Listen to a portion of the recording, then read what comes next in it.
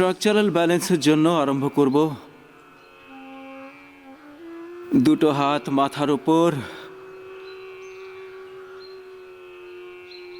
লম্বা গভীর শ্বাস, তাড়াসন। সূক্ষ্ম ব্যায়াম, যৌগিক জগিং, সূর্য নমস্কার, দণ্ড বৈঠক, দৌড়নো, খেলা, অনেক ধরনের ফিজিক্যাল অ্যাক্টিভিটিস।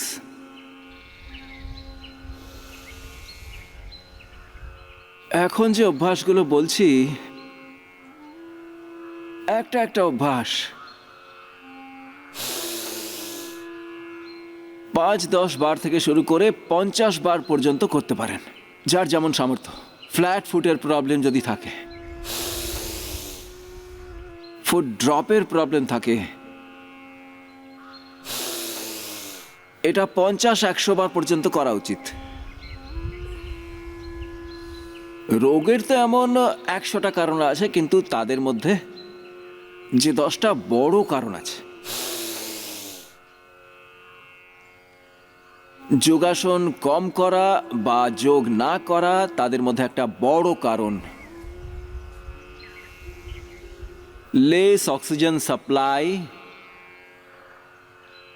এটাও একটা বড় কারণ।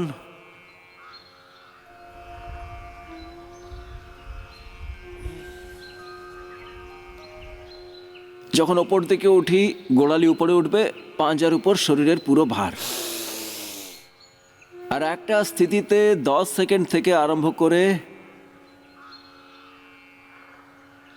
আমাদের 1-2 মিনিট পর্যন্ত থাকা উচিত। টোটালিটিতে একটা অভ্যাসকে 1-2 মিনিট থেকে শুরু করে 10 মিনিট পর্যন্ত আমরা করি। তাড়াসন, তির্যক তাড়াসন, স্ট্রাকচারাল ব্যালেন্সের জন্য। তো আমি বলছিলাম, যোগ কম করা বা যোগ না করা রোগের সবচেয়ে বড় কারণ। লেস ফিজিক্যাল অ্যাক্টিভিটি,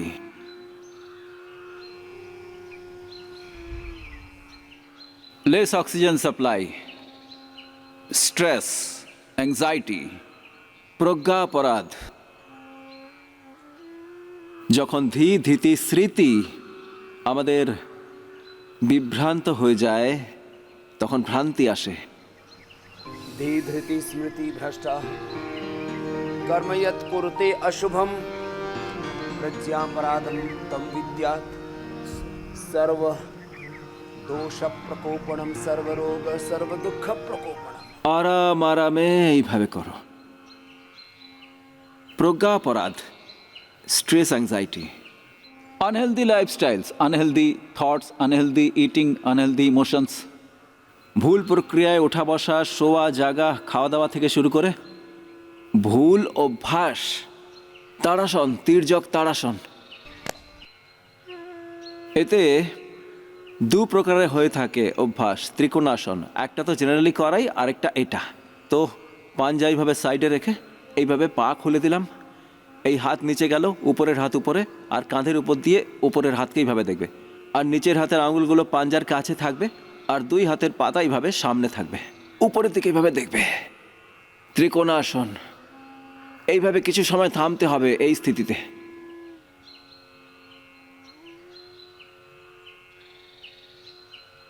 ভুল অভ্যাস, আনহেলদি লাইফস্টাইল, আনহেলদি ইটিং,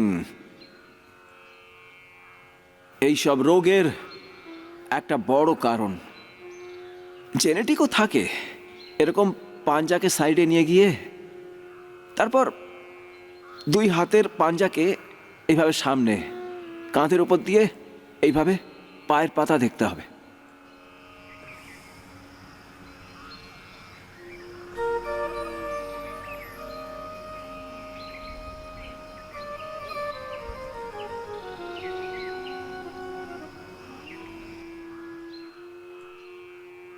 ফিরে আসো। অন্য প্রক্রিয়াটা হলো যেটা খুব ইজি, যেটা আমরা এখানে করাই, এটাও স্ট্রাকচারাল ব্যালেন্সের জন্য খুব ভালো।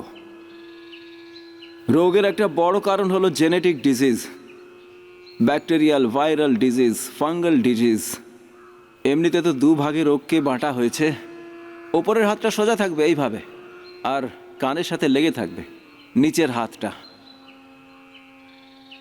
Communicable, non communicable disease, disease থেকে ডিজিজ, ড্রাগ থেকে ডিজিজ, ডিজিজের কমপ্লিকেশনস, ওষুধের সাইড এফেক্টস, পরিবেশ ভুল থাকলে তা থেকেও রোগ হয়ে যায়।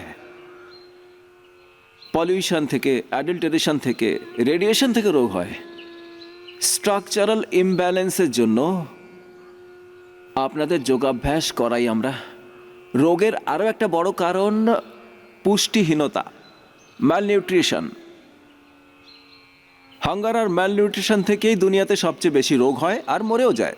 হাঙ্গার অ্যান্ড ম্যালনিউট্রিশন, বাংলায় তাকে বলা হয় খিদে আর পুষ্টিহীনতা। অনেক প্রকারের ডেফিসিয়েন্সিজ,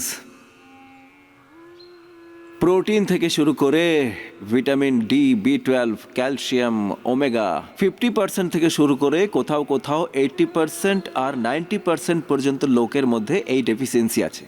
শ্বাস বাইরে ছেড়ে সামনে ঝুঁকে যাও, চেষ্টা করো মাথা যেন হাঁটুতে লেগে থাকে। এইভাবে আরাম আরাম করে করো। পাদ হস্তাসন, ফরওয়ার্ড বেন্ডিং এর পর ব্যাকওয়ার্ড বেন্ডিংয়ে এতটা ঝুঁকলেই চলবে। যাদের ভার্টিগো প্রবলেম আছে, মাথা ঘোরে, সার্ভাইকাল স্পন্ডিলাইটিস পেন আছে, সাবধান। পায়ের মাঝখানে আধা ফিটের দূরতা, আর এইভাবে আরাম করে অর্ধচক্রাসন সবাই করতে পারে। সাবধানতাপূর্বক শ্বাস ভরে, চোখ খোলা থাকবে, চোখ বন্ধ থাকলে মাথা ঘুরে যেতে পারে।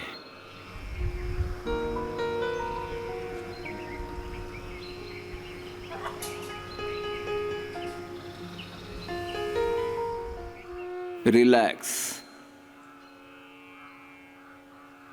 বৃক্ষাসন, প্রযত্ন করো। তো রোগের অনেক কারণ আছে, তার মধ্যে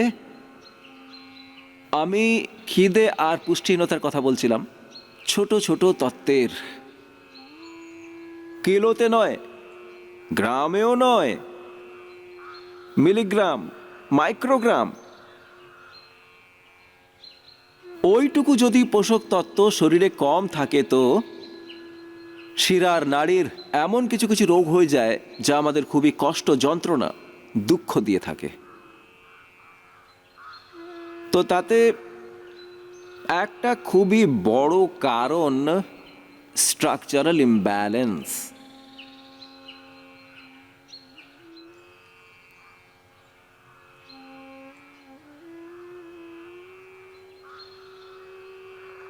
একদিক দিয়ে করলাম, এবার অন্য দিক দিয়ে গোড়ালি ওপরের দিকে, পাঞ্জা নিচে, আর এইভাবে জাঙ্ঘের সাথে পায়ের পাতা লাগানো থাকবে।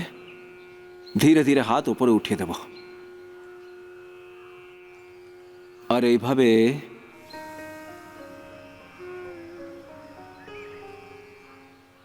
এক স্থিতিতে থাকতে হবে। আর সাথে ভস্ত্রিকা করতে পারলে ভালো। লম্বা শ্বাস নিলে, ছেড়ে দিলে, তাহলে সহজ শ্বাস, সহজ শ্বাস, নর্মাল ব্রিদিং। না হলে কপালভাতিও করতে পারো, সাথে বাহ্য প্রাণায়ামও করতে পারবে।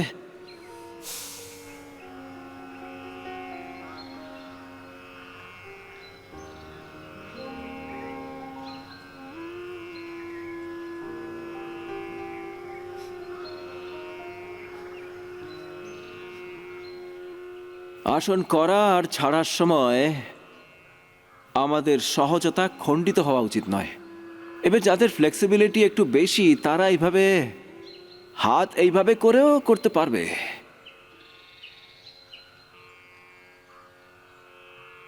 গরুর আসন,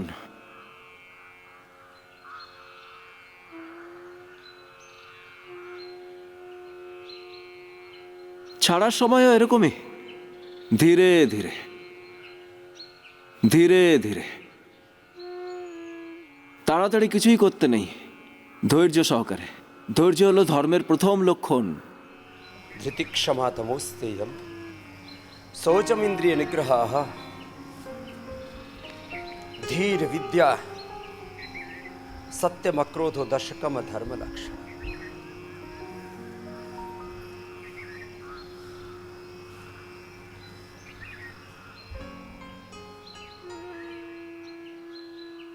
স্ট্রাকচারাল ব্যালেন্সের জন্য যোগাভ্যাস করাচ্ছি। বসে পড়ো, পা সামনে খুলে নাও, সামনে পেছনে, ডান দিক বাঁ দিক পুরো ঝুঁকতে হবে। আর স্ট্রাকচারাল ব্যালেন্সে কাঁধ থেকে শুরু করে হাত, পা, পেট, পিঠ, নাভি পর্যন্ত ব্যালেন্স হয়ে যায়।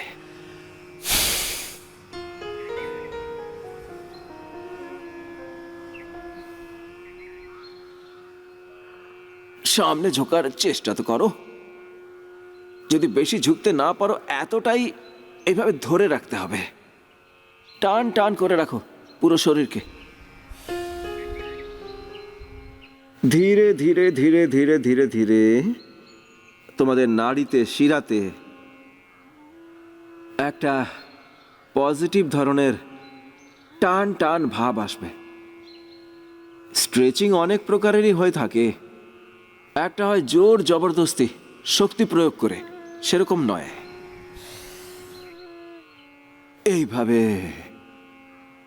সামনে ঝুঁকে গেলে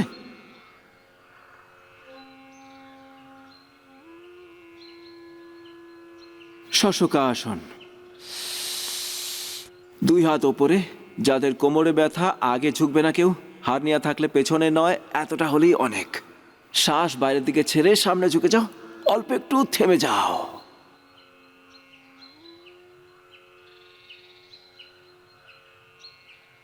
সহজ শ্বসন।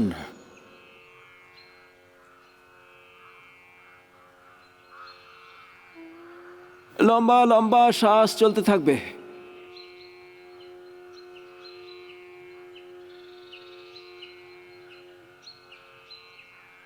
10-20 সেকেন্ড থেকে আরম্ভ করে আমি বলেছি হাত এইভাবে ফিরে আসবে। যে কোনো ধরনের যোগাভ্যাস করার আর সেটা ছাড়ার একটা সহজ প্রক্রিয়া থাকে, সেই প্রক্রিয়াতেই করা উচিত। আগে ঝুঁকে গেলে এবার যেভাবে পেছনে ঝুঁকতে পারবে, তো একটু গোড়ালি বাইরে, পাঞ্জা বাইরে, আর নিতম্ব মাটিতে, আর এইভাবে আরাম করে ধীরে ধীরে পেছনে ঝুঁকে গেলে আর কি। যে পুরো ঝুঁকতে পারবে পুরো ঝুঁকবে, না হলে এতটাই কোনোই টিকিয়ে দাও, বাকি পুরো ঝুঁকে পড়ো।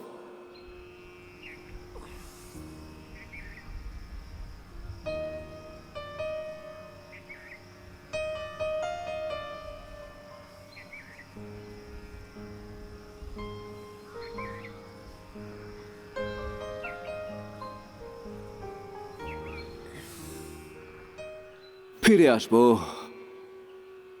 আর পেছনে এইভাবেও ঝুঁকতে পারবে, উষ্ট্রাসন বা অর্ধ উষ্ট্রাসন। এগুলো স্ট্রাকচারাল ব্যালেন্সের জন্য ভালো।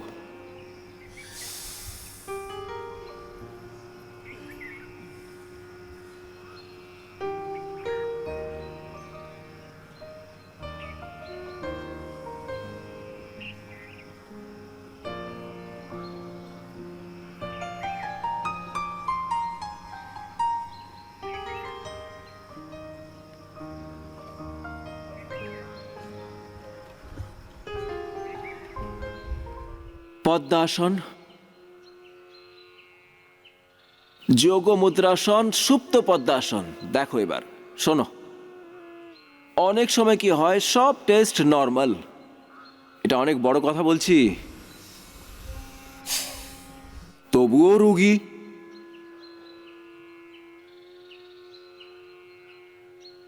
তো এই যে বলা হয় না যে নাভি সরে গেছে, শ্বাস বাইরে ছেড়ে সামনের দিকে ঝুঁকে পড়ো। যাদের কোমরে ব্যথা আছে তারা বাস এতটাই বেশি ঝুঁকতে পারবে না। হার্নিয়া থাকলে তাদের কিন্তু পেছনে ঝোঁকা নিতান্তই বারণ। আর যাদের নাভি একটু বিস্থাপিত হয়ে গেছে, যাদের শরীরের ভেতরে তেমন কোনো বড় কারণ দেখা যাচ্ছে না, মেডিকেল রিপোর্ট সব normal, blood test 100% absolutely right আছে, সিটি স্ক্যান, এমআরআই, এনজিওগ্রাফি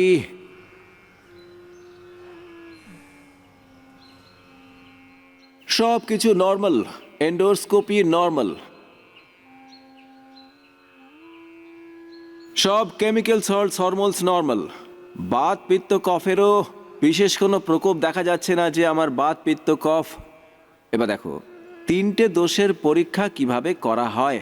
এখান থেকে এবার আমি স্ট্রাকচারাল ইমব্যালেন্সের সাথে এই ত্রিদোষ কি, তিন প্রকারের প্রকৃতি কি, আর তা থেকে কিভাবে বিকৃতি আসে, রোগের এই যে অদৃষ্ট কারণ আছে যে মানুষেরা নিজের বুদ্ধিতে যেসব মেশিন বানিয়েছে তাতে রিফ্লেক্ট যা হয় না ডিজিজের কজেস। চেষ্টা তো করো থুতনি লাগানোর। থুতনি যদি না লাগে তো মাথা লাগাও, মাথাও না লাগলে এইভাবে ঝুঁকে থাকো। লম্বা লম্বা শ্বাস চলবে, কোনো তাড়াতাড়ি নেই, ধৈর্য রাখতে হবে। धृति क्षमा दमोस्तेयं शौचमिन्द्रिय निग्रहः धीर विद्या सत्यमक्रोधो दशकम धर्म लक्षणम। ধৈর্য সহকারে।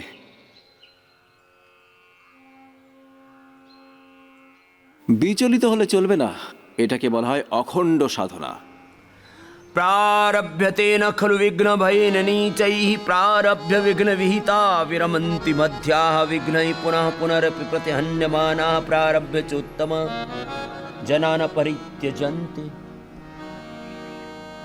निन्दन्तु नीति निपुणा यदि वा स्तुवन्तु लक्ष्मीः समाविशतु गच्छतु वा यथेष्टम् अद्यैव मरणमस्तु युगान्तरे वा न्यायात् पथ प्रविचलन्ति पदं न धीराः।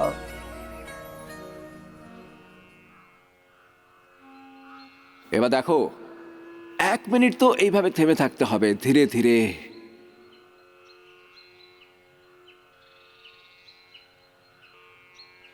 তাহলে প্রচুর গন্ডগোল। স্ট্রাকচারাল ইমব্যালেন্সের কারণে লো বিপি, হাই বিপি, লো সুগার, হাই সুগার, স্ট্রাকচারাল ইমব্যালেন্সের কারণে থাইরয়েড, স্ট্রাকচারাল ইমব্যালেন্সের কারণে বাতপিত্ত কফের ইমব্যালেন্স, সত্য রজতমের ইমব্যালেন্স। স্ট্রাকচারাল ইমব্যালেন্সের জন্য খিদে পায় না, ঘুমও আসে না, পেট পরিষ্কার হয় না। স্ট্রাকচারাল ইমব্যালেন্সের জন্য তনের ইমব্যালেন্স, মনের ইমব্যালেন্স, মনের অশান্তি, বিভ্রান্তি। আগে ঝুঁকলাম, এবার পেছনে ঝুঁকবো। এই কথা ছোট নয়, অনেক বড় কথা। তোমাদের হয়তো মনে হচ্ছে এই স্ট্রাকচারাল ইমব্যালেন্স আবার কি? আরে ভাই, স্ট্রাকচার আর ক্যারেক্টার এর ইমব্যালেন্স হয়ে গেলে আর বাঁচলোটা কি? এবার দেখো, যদি ঝুঁকতে পারো তো খুব ভালো কথা। যে ঝুঁকতে পারবে না এত পর্যন্ত তো আসতেই পারবে। আর ধীরে ধীরে পেছনে ঝুঁকে যাবে, হাঁটু মাটিতে থাকবে, আর এদিকে পুরো পিঠ মাটিতে টিকে থাকবে, আর দুটো হাত এইভাবে সোজাও রাখা যেতে পারবে, কোনো অসুবিধা নেই। এটাকে 3 ভাবে করা যেতে পারে। সুপ্ত পদ্মাসন, ওয়ান টাইপ অফ সুপ্ত পদ্মাসন, একটা প্রকার। বুড়ো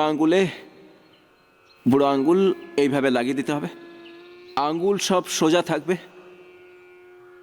এইভাবেই থাকো আজ থেকে। নাভির ধরন ঠিক, নাভির ধরন তো একটা রিফ্লেকশন।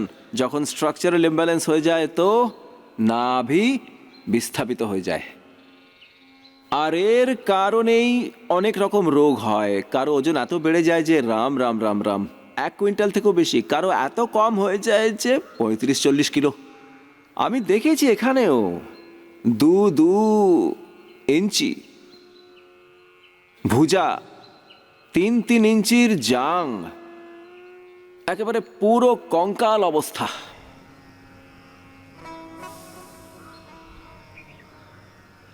এক প্রকারের হলো, অন্যটাতে হাত এরকম, মাথা পেছনে, আর 1-2 মিনিট এইভাবে শুয়ে থাকতে হবে। লম্বা লম্বা শ্বাস চলতে থাকবে ধীরে ধীরে। এক প্রকার এটা।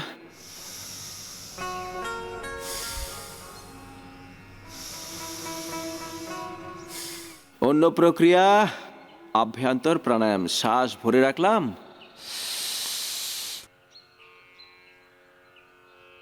তৃতীয় প্রক্রিয়া শ্বাস বাইরে ছাড়তে হবে, বাহ্য প্রাণায়াম।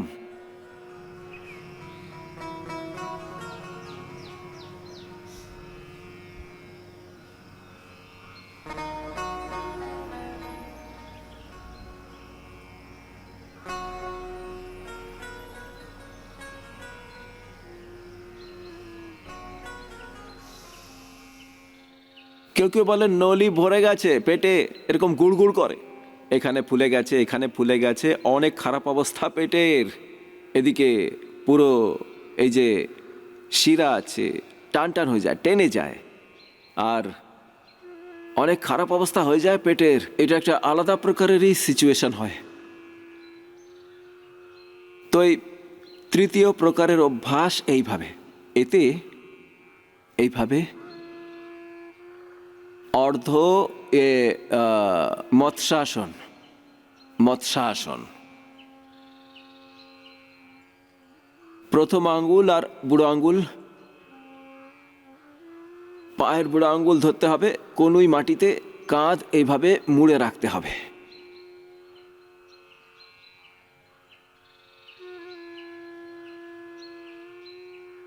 এবার ফিরে এলাম আরাম আরামে, আরাম আরামে। আর যারা এইভাবে সোজা ফিরে আসতে পারবে না, তারা এইভাবে পা পুরো খুলে আর ধীরে ধীরে ফিরে আসতে পারে। এখন চলছে কিসের জন্য যোগ? স্ট্রাকচারাল ব্যালেন্সের জন্য যোগ আর নাভি চক্র, যাকে সূর্য চক্র বলা হয়, সূর্য সাধনা। চলো এবার উপর হয়ে শুয়ে পড়ো। খুবই সহজ আর সরল অভ্যাস বলে দিচ্ছি। এবার এতে এই গোমুখাসন, চলো সেটা আগে করে নিই, তারপর পরে করে দেবো স্ট্রাকচারাল ইমব্যালেন্সের জন্য। এর মধ্যে কোনো দু চারটে আসন ছেড়ে গেলেও কিন্তু ব্যস্ত হওয়ার কিছু নেই যে আমার স্ট্রাকচার ঠিকই হবে না। বাঁ পা নিচে, ডান পা উপরে, গোড়ালির উপর বসতে হবে। গোড়ালিতে বসতে না পারলে পা এইভাবে মুড়ে বসলেও চলবে, যে যেভাবে বসতে পারবে। এবারে যে পা ওপরে আছে না, দেখো হাঁটুর উপরে হাঁটু, একটা গোড়ালি নিতম্বের তলায় আর অন্যটা এই জাঙের সাথে এইভাবে টাচ হয়ে থাকবে।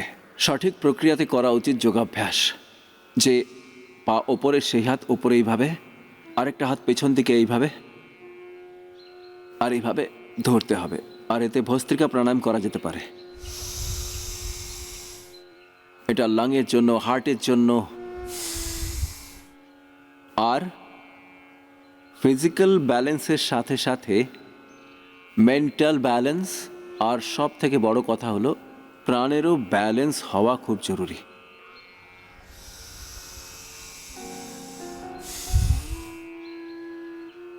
যাদের হাইড্রোসেল আছে তাদের গরুড়াসন 1-2 মিনিট করে, আর গোমুখাসন 1-2 মিনিট, চন্দ্রপ্রভা বটি, বৃদ্ধি বাধিকা বটি, পুনর্নবাদী মন্ডুর দি 1 থেকে 2 দিনের মধ্যে হাইড্রোসিল ঠিক হয়ে যায়। ওটাও কিন্তু স্ট্রাকচারাল ইমব্যালেন্সের কারণেই হয়, আর ছোটবেলা থেকেই ওই সমস্যা শুরু হয়ে যায়। আর কারো কারো তো পরে গিয়ে এত এত খারাপ অবস্থা হয়ে যায় যে 1-1 কিলো 2-2 কিলোর হাইড্রোসিল হয়ে যায়। খুবই খারাপ অবস্থা।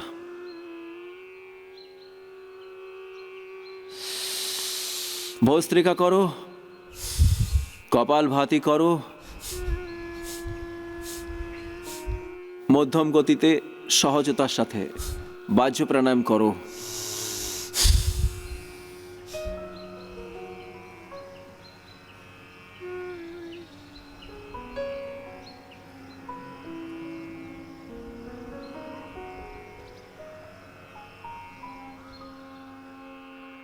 এভাবে এক একটা অভ্যাস এরকম 1-1 মিনিট 2-2 মিনিট করে করতে হবে।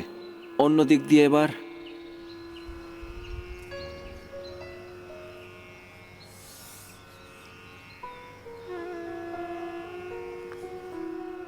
টান টান হয়ে সাধা জীবন, তন মন পুরো জীবন।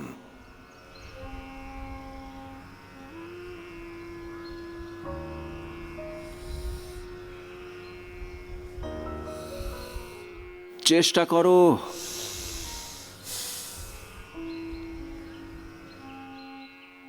এবার হতে না পারলে অ্যাক্টিংই করে নাও। এইভাবে করো, ধীরে ধীরে টাচ হয়ে যাবে,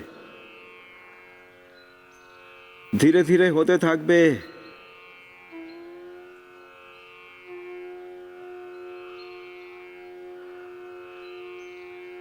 ওপরের হাতটা কানের সাথে লেগে থাকবে। পদ্ধতি সহকারে। কেউ কেউ তো করা মাত্র এইভাবে হাত সরিয়ে নেয়, যেন কেউ মানে গ্রাম দেহাতির ভাষায় বলতে গেলে ওরা বলে যেন কেউ পেছনে পড়ে গেছে। এত তাড়াতাড়ি কেন? আরে তাতে কোনো লাভ হবে কি? এটাও করে দিলাম, এটাও করে দিলাম, এটাও করে দিলাম, কিন্তু করলাম কিছু না। এইভাবে কাজ হয় নাকি? দেখো, ওপরের হাত এইভাবে কানের সাথে লেগে থাকবে।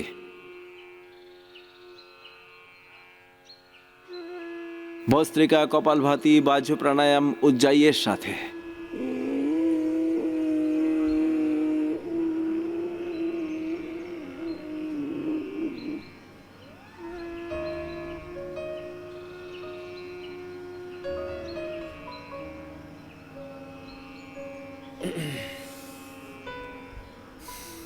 দেখো, এবার উপরে শুয়ে পড়ো ধীরে ধীরে।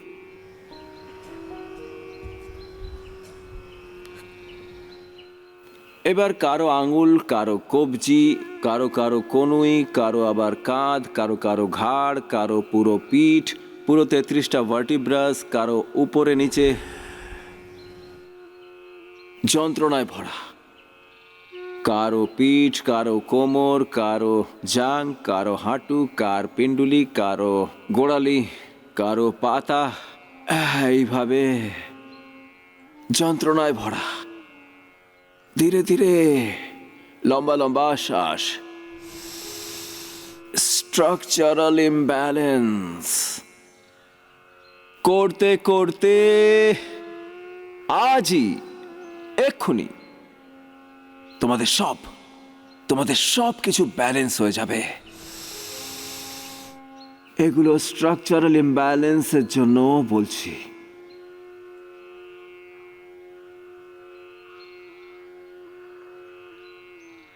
তো আমি কি বললাম যে স্ট্রাকচারাল ইমব্যালেন্সই হলো সব রোগের একটা প্রমুখ কারণ।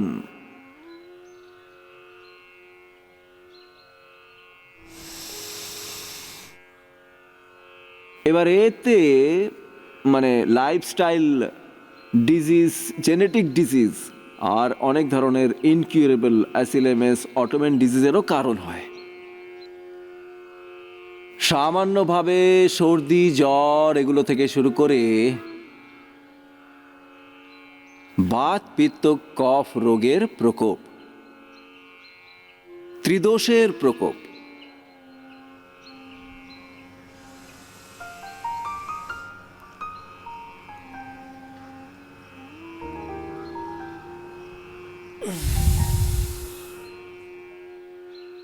শ্বাস নিয়ে পা এভাবে মুড়ে দেবে।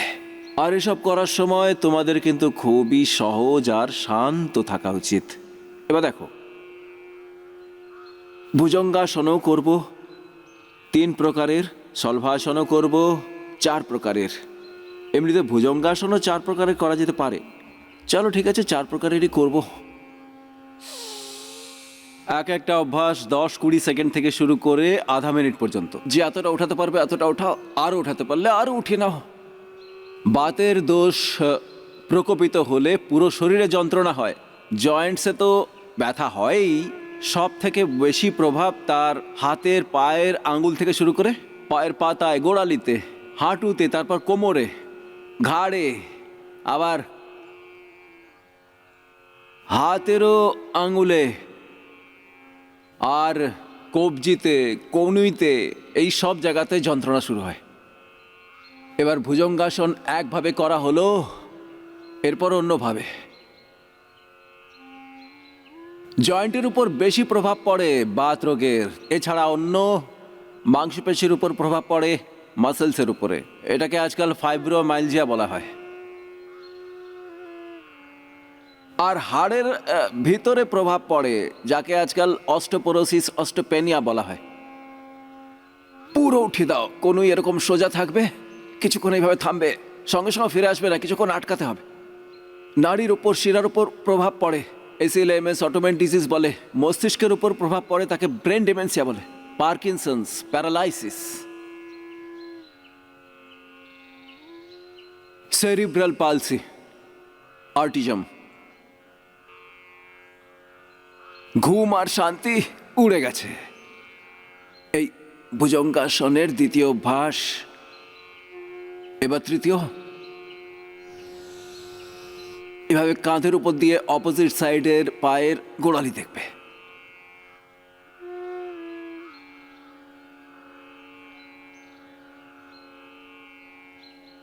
পায়ে পেছন দিকে দূরতা 1 ফুটের চেয়েও বেশি।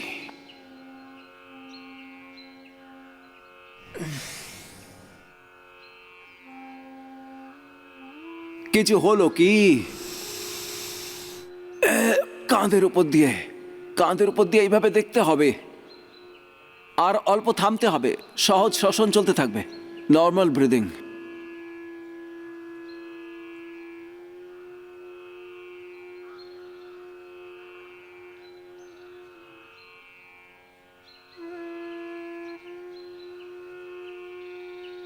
কেউ কেউ তো তক্ষুনি ফেরিয়ে আসে। না, আধা থেকে 1 মিনিট সেখানে থামতে হবে। 3টে হলো, এবার চতুর্থ।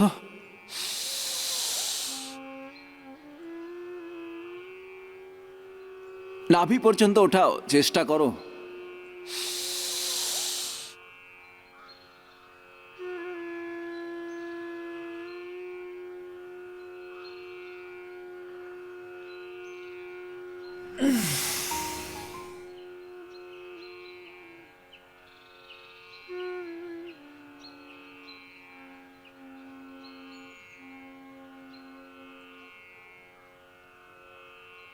থকে গেলে হাতের উপর হাত রেখে গোড়ালি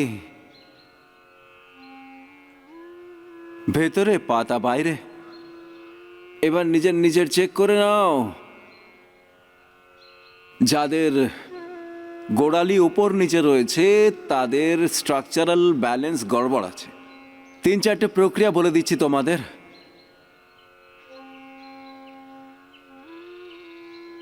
কারো বাঁ পায়ের গোড়ালি নিচে মিশে যাবে, ডান দিকের গোড়ালি ওপরে। নিজেও কিন্তু জানতে পারা যায়, টানলে পরে জানা যায়। একটা তো খুব সহজে হয়, আর একটা চেষ্টা করলে তখন গোড়ালি জায়গায় বসে। কারো একটা গোড়ালি উপরে, কারো একটা নিচে, এর মানে স্ট্রাকচারাল ব্যালেন্স ঠিক নেই।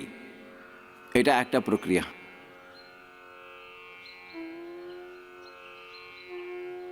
এতে সলভাসনও করে নেবে। বিশ্রামের জন্য বলেছিলাম, প্রক্রিয়া বলে দিয়েছি। এবার সোজা শুয়ে বলবো কিভাবে তোমরা স্ট্রাকচারাল ব্যালেন্সকে মাপতে পারবে। আর ডিজিজ রূপে তো রিফ্লেকশন হয় স্ট্রাকচারাল ইমব্যালেন্সের। একটা পাকে সোজা উঠিয়ে দেব, ঘাড় সোজা, অন্য পা মাটিতে সোজা, পিঠ একেবারে মাটিতে। এইভাবে ট্যাড়া করে ওঠালে চলবে না, সোজা উঠাতে হবে, আর থামতে হবে।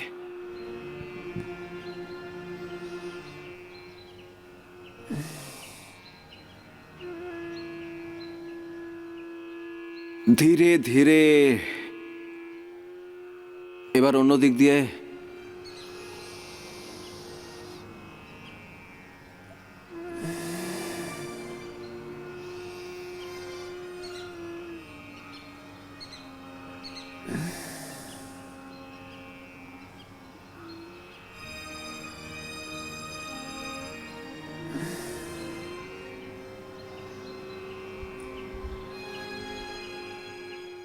লম্বা লম্বা শ্বাস।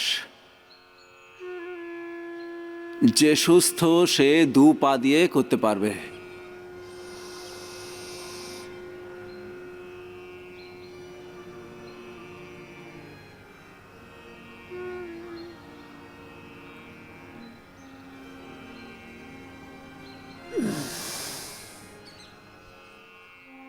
আর ধনুরাসন।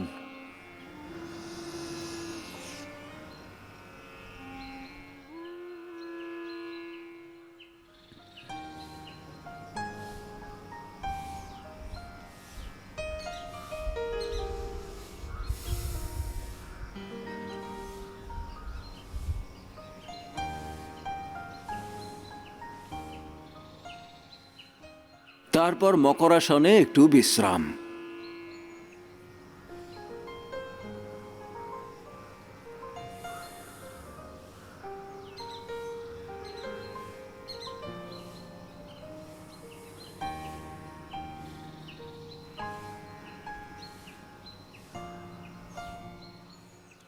এবারে সোজা হয়ে শুয়ে পড়ব।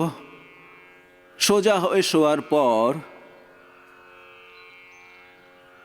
হাতের আঙুল দিয়ে মেপে নাও বা পায়ের বুড়ো আঙুল দিয়ে মেপে নাও। পায়ের বুড়ো আঙুল ওপরে নিচে থাক গোড়ালি মেলালে সোজা শুয়ে। আর হাতের আঙুল যখন মাপি তখন আঙুলের তলায় একটা বড় রেখা আছে। সেই রেখাটা মেলানোর পর ছোট আঙুলের বা কেনে আঙুলেরটা ওপরে নিচে হওয়া উচিত না, তার রেখা একদম এক সমান থাকা উচিত। যদি এটা এক সমান থাকে, চেষ্টা করে না মানে সহজভাবে, তাহলে তোমার স্ট্রাকচারাল ইমব্যালেন্স নেই। আর তা না হলে স্ট্রাকচারাল ইমব্যালেন্স আছে। তো সোজা শুয়ে পায়ের গোড়ালি মিলিয়ে দিলাম। বুড়ো আঙুল উপর নিচে থাকলে অন্যরা দেখতে পাবে, কিন্তু আমরা সেটা দেখতে পাই না। আধা ইঞ্চি 1 ইঞ্চি করে মানুষের ওপরে নিচে থাকে। আরেকটা প্রক্রিয়া হলো নাভির ওপর থেকে স্তনের দূরত্ব মাপলে আমি এখানে 2-2 ইঞ্চির পার্থক্য দেখেছি। ধরন বিস্থাপনের একটা সহজ প্রক্রিয়া। নিজের পা মুড়ে নাও আর নিজের নাভির উপরে হাতের বুড়ো আঙ্গুল এইভাবে রেখে, অনেকের আমি এখানে ঠিক করিয়েছি, তোমাদেরও অর্ধেক তো ঠিক হয়েছে, অর্ধেকের বেশি। এবার আরও ঠিক হয়ে যাবে। নাভির মাঝখানে হার্টবিট ফিল হওয়া উচিত। কারো কারো তো হার্টবিট নিচে হার্টবিট থাকলে বারবার আবার বড় ঘরে যেতে হয়। নাভির ওপরে আবার হার্টবিট থাকলে পরে ভয়ঙ্কর কোষ্ঠকাঠিন্য হয়, ক্রনিক কনস্টিপেশন। কারো কারো আবার ডান দিকে, কারো কারো বাঁ দিকে এরকম হৃদস্পন্দন গন্ডগোল থাকে। তো বাত পিত্ত কফের সত্য রজতমের ইমব্যালেন্স দেখা যায়, আর তারা একটু অন্যমনস্ক থাকে এইভাবে। আর কারো কারো তো পুরো পেটে হৃদস্পন্দন মানে গন্ডগোল আছে। চলো এবার এটা ঠিক করার জন্য কি করতে হবে আমাদের? একটা প্রক্রিয়া হলো মর্কটাসন। দুটো হাত কাঁধের উপরে, হাতের তালু ওপরের দিকে, আর 2 পা হাঁটু থেকে মুড়ে নিলে হাঁটু পায়ের পাতা কাছে, ডান দিকে পা, বাঁ দিকে ঘাড়। এবার এই স্থিতিতে কিছুক্ষণ থামতে হবে। অ্যাঙ্কেলের উপর অ্যাঙ্কেল, গোড়ালির উপর গোড়ালি, হাঁটুর উপর হাঁটু, পুরো মনোযোগ সহকারে, সহজতার সাথে, সচেতনতার সাথে এক মনে করতে হবে। পুরো রিল্যাক্স হয়ে করবে, লম্বা লম্বা শ্বাস। নাভি তো শুধু আমরা মণ্ডুকাসন, পবন মুক্তাসন, উত্তান পাদাসন করে ঠিক করে দিতে পারি। নাভির ওপরে প্রদীপ রাখা হলো, তার উপরে লোটা গ্লাস রেখেও ঠিক করতে পারি। একটা ভ্যাকিউম প্রেসার দিয়েও ঠিক করে দেওয়া যেতে পারে। নাভি তো পায়ে ঝটকা মেরেও বা হাতের কনুই দিয়েও ঠিক করে দেওয়া যেতে পারে।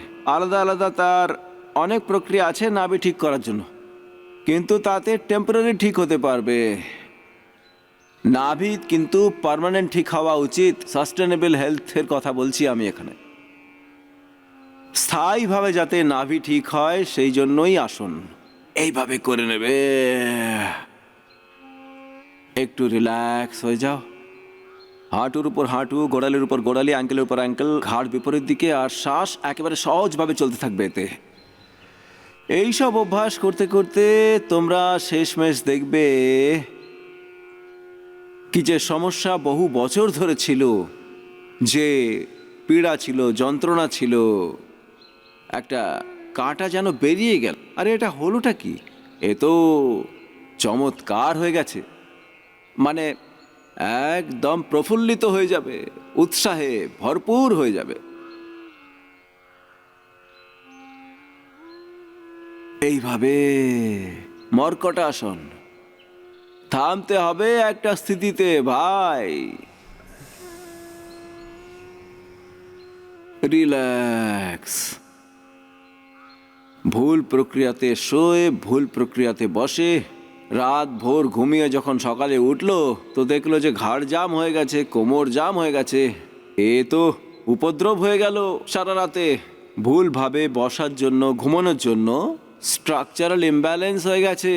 কাঁধ জাম হয়ে গেছে, সার্ভাইকাল স্পন্ডিলাইটিস হয়ে গেছে, ফ্রোজেন শোল্ডার, অনেক সময় হঠাৎ করে হয়ে যায়। কিছু কিছু রোগ তো ধীরে ধীরেই হয়। মর্কটাসনের দ্বিতীয় অভ্যাস করো।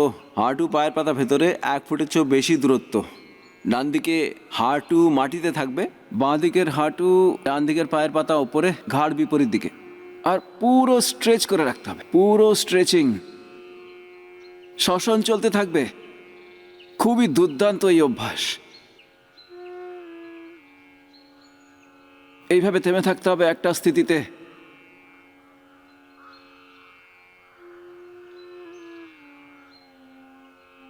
ধীরে ধীরে করতে হবে। আমাদের যে পুরনো যোগাচার্য বা পুরনো লোকেরা আছে, কেউ যদি ভুল করে তাকে সাহায্য করবে। কাঁধের সমান্তরালভাবে হাতের তালু রাখতে হবে, উপরের দিকে এরকম সহজভাবে।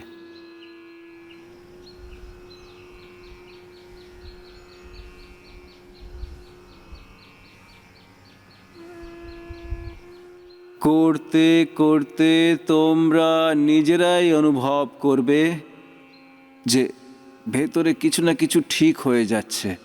অন্য দিক দিয়ে বাঁ দিকের হাঁটু মাটিতে, ডান দিকের হাঁটু বাঁ পাতার ওপরে, ঘাড় ডান দিকে। পুরো টান টান হয়ে থাকবে, টেনে রাখতে হবে। ভেতরে কিছু না কিছু ঠিক হয়ে যাচ্ছে।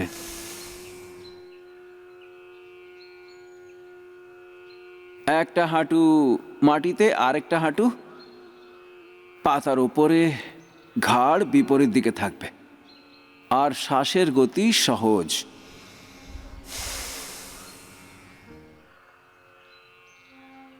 এটাকে চাইলে কেউ আভ্যন্তর প্রাণায়ামের সাথেও করতে পারবে,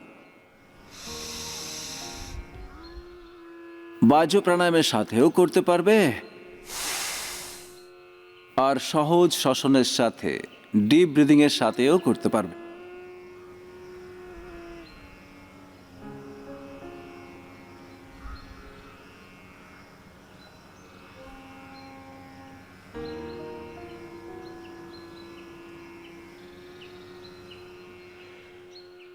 পা সোজা।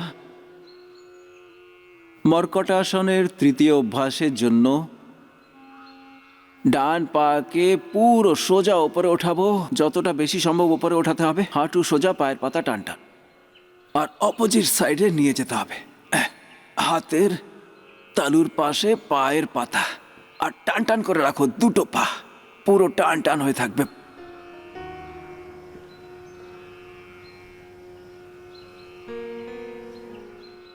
হাতের আঙুল আর বুড়ো আঙুল দিয়ে পায়ের বুড়ো আঙুল ধরতে হবে, ঘাড় বিপরীত দিকে। আর এই স্থিতিতে কিছুক্ষণ থামতে হবে। তা আমি বলছিলাম যে বাতের প্রকোপ হলে পুরো শরীরে যন্ত্রণা বেড়ে যায়, আর অনেকগুলো অসাধ্য রোগও হয়ে যেত। কফের প্রকোপ মূলভাবে রেসপিরেটরি সিস্টেম, গলায়, চোখ, নাক, কান আর মস্তিষ্কে পড়ে। আর কফের প্রকোপ যদি বেশি হয় তাহলে ওবেসিটি বেড়ে যায়। ওবেসিটি এটা কফেরই একটা প্রকোপের কারণ। যাদের বাত আর পিত্তের প্রকোপ থাকে তারা খুব বেশি মোটা হয় না। যাদের কফের প্রকোপ বেশি থাকে তাদের পুরা শরীর ওবেসিটিতে ভরে যায়।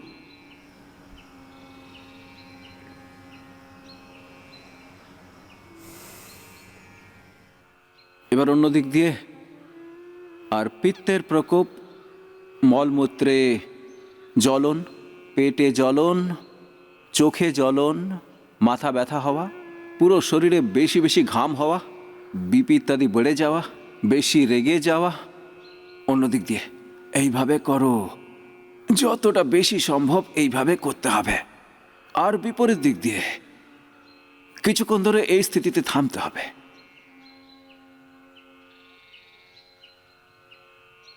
টান টান করে রাখো, পুরো শরীরকে টেনে রাখো।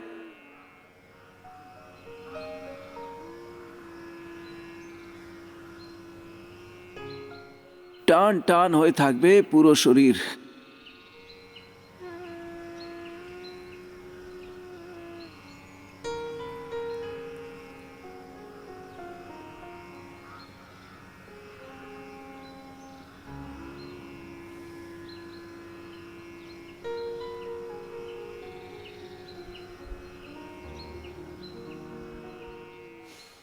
দীর্ঘ শ্বসন বাহ্য প্রাণায়াম বা আভ্যন্তর প্রাণায়ামের সাথে।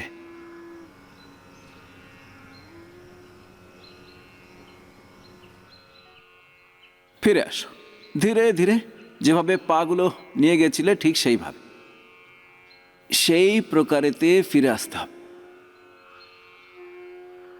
এবার পরবর্তী অভ্যাস পবন মুক্তাসন। স্ট্রাকচারাল ইমব্যালেন্সের জন্য সব চলছে সব।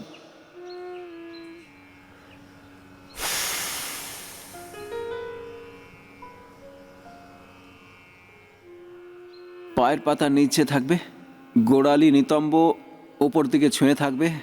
ঘাড়ে ব্যথা থাকলে মাথা উঠাতে হবে না, বাকি মাথা উঠিয়ে নাসিকা হাঁটুর সাথে লাগাতে হবে। কিছুক্ষণের জন্য ভস্ত্রিকা, কপালভাতি বাহ্য প্রাণায়াম, আভ্যন্তর চার, যেমন অভীষ্ট অনুকূল সেরকম কর।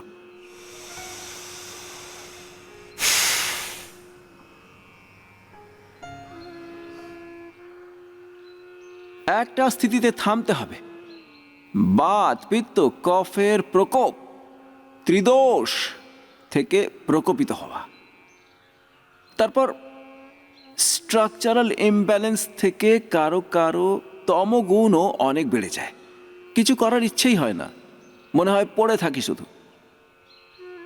শরীর নিস্তেজ হয়ে গেল, উঠে দাঁড়াতে ইচ্ছে করে না, বিন্দু মাত্র না। কিছু করার ইচ্ছে হয় না, প্রমাদ বেড়ে যায়, তমস বেড়ে গেছে। কিছুই, ভালো খারাপ, ধর্ম অধর্ম, পাপ পুণ্য, শুভ অশুভ কিছুই বুঝতে পারা যায় না। এরকম পরিস্থিতি তোমাদেরও হয়ে থাকবে।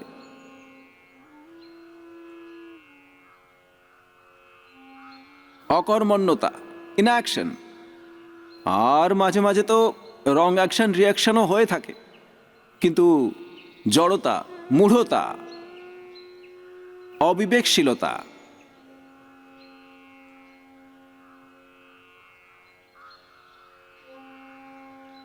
কোমরে ব্যথা থাকলে এরকমই করে নাও।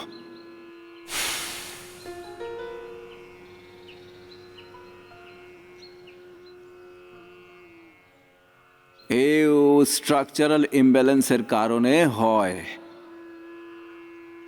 পবন মুক্তাসন আর উত্তান পাদাসন করো। পা উঠিয়ে রাখতে হবে আর শ্বাস ভরে রেখে। বাত পিত্ত কফের ভারসাম্যহীনতা, ত্রিদোষ, সত্য রজ তমসের অসন্তুলন। রজগুণ বেড়ে গেছে, রজস বেড়ে গেছে। নিন্দা, চুগলি, ঈর্ষা, দ্বেষ, ক্রোধ, প্রতিশোধ, অনিয়ন্ত্রণ, খাওয়া দাওয়ায়, ঘুমোনো জাগা, বিচারে, ভাবে, সংবেদনায় অসন্তুলন, অবিবেকশীলতা, অবিবেকপূর্ণ কাম, ক্রোধ, লোভ, মোহ, অহংকার। অবিবেকপূর্ণ কাজও হয়। শরীরের সম্পর্কে স্বামী স্ত্রীর মধ্যে যে কামাচার থাকে সেটা বিবেকপূর্ণ কামাচার, সেটার মধ্যেও একটা সন্তুলন থাকা উচিত। ক্রোধ, খারাপ কাজের উপর ক্রোধ, সৎকর্মের লোভ, সজ্জনেতে মোহ, আর নিজতার, নিজের স্বয়ের অভিমান, গৌরব, আত্মগৌরব।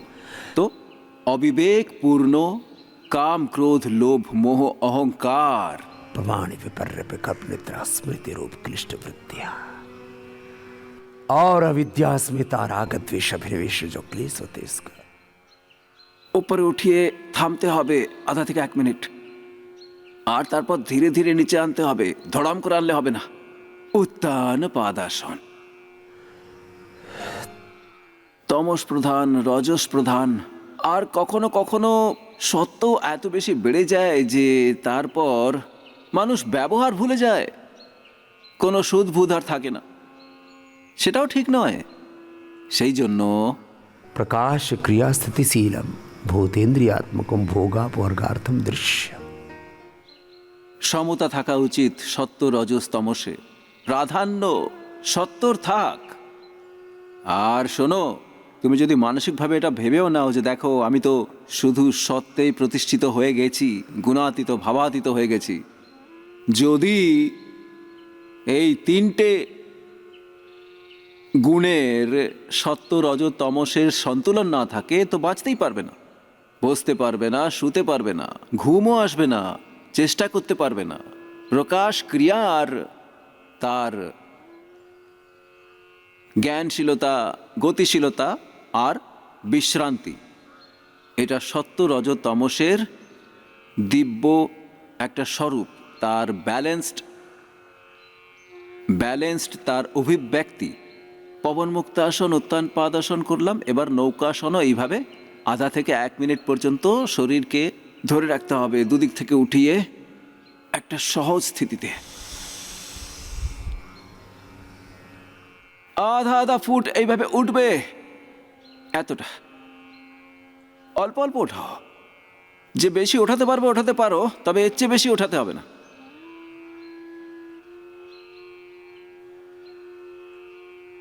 হাঁটু টান টান, পায়ের পাতা টান টান, হাত একদম স্ট্রেট, হাতের বুড়ো আঙুলের সাথে বুড়ো আঙুল মিশে থাকবে, পায়ের বুড়ো আঙুল লেগে থাকবে, গোড়ালি লেগে থাকবে, এইভাবে। আর সহজ শ্বাসের গতি।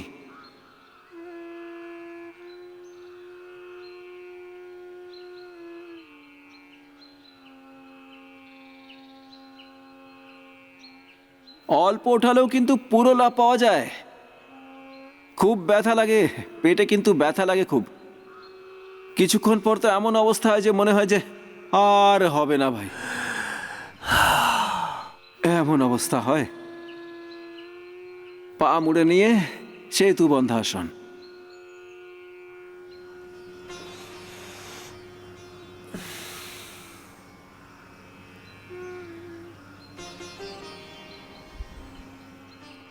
শ্বাস বাইরে ছেড়ে পেট ভেতর দিকে টান টান।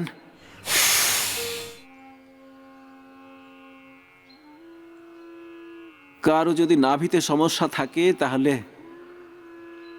তাদের জন্য পবন মুক্তাসন আর এই সেতু বন্ধাসন সবার জন্যই ভালো। এই দুটো থেকে নাভির ধরন ঠিক হয়ে যায়।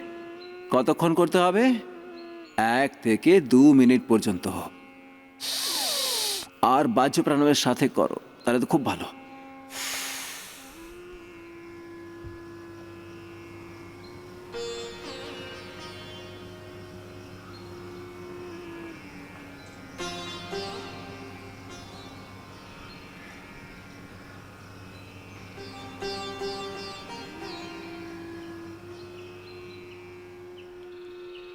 দেখো, করতে থাকো। যখন পুরো করবে তখনই জানতে পারবে যে এ থেকে কি হয়। না হলে কথা শুধু শোনানো আর শোনার মধ্যেই থেকে যাবে। তাই আমি বলি যে যোগ করো, যোগকে জানো, যোগকে করো, যোগকে বাঁচো। তাহলে যোগ নিজে বলবে, তখন আর আমাকে বেনিফিটসের ব্যাপারে বলতে হবে না। আমি তো বলি যে যোগ নিজেই সব বলে দেয়।